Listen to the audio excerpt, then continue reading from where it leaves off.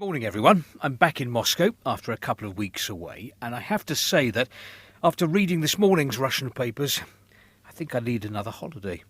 The headline in this week's Nezavisima military review: the nuclear-powered submarine Belgorod is being equipped with massive nuclear torpedoes. The wave, triggered by the long-range Poseidon torpedoes, can cover a whole continent. Yes, nuclear sabre-rattling is back. Ahead of the Ramstein meeting of Ukraine's Western allies on arms supplies to Kiev, Moskovsky Komsomolets publishes a warning to the West from former Russian President Dmitry Medvedev. The defeat of a nuclear power in a conventional war could trigger the start of a nuclear war. The head of the Russian Orthodox Church weighs in with, any desire to destroy Russia will mean the end of the world. The paper also quotes the US ambassador to Washington as saying that whatever weapons the Americans or NATO supply the Kiev regime, we will destroy them. It was like that in the Great Patriotic War, World War II, and that is the case now.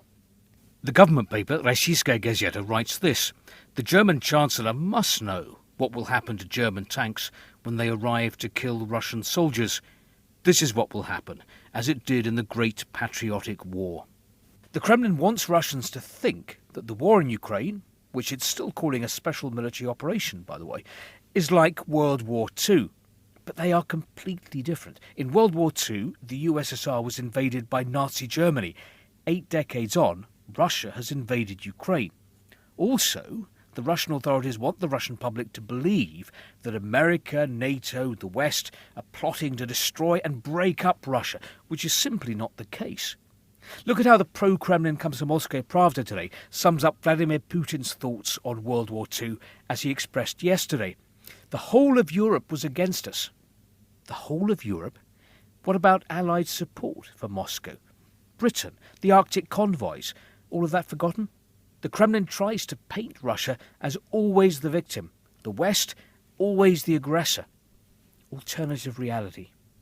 Mind you, there's one article in today's Nezavisima Gazeta which destroys some of the myths created by the Russian authorities about the West. For example, the claim that there is widespread Russophobia, anti-Russian sentiment abroad. A lady called Svetlana, living in the UK, writes that all the British people I know, and who know I'm from Russia, have supported me. Reports of a terrible attitude to Russians in the UK are an exaggeration. What's more, despite the consequences of sanctions and this Russophobia, none of my Russian acquaintances is returning to Russia.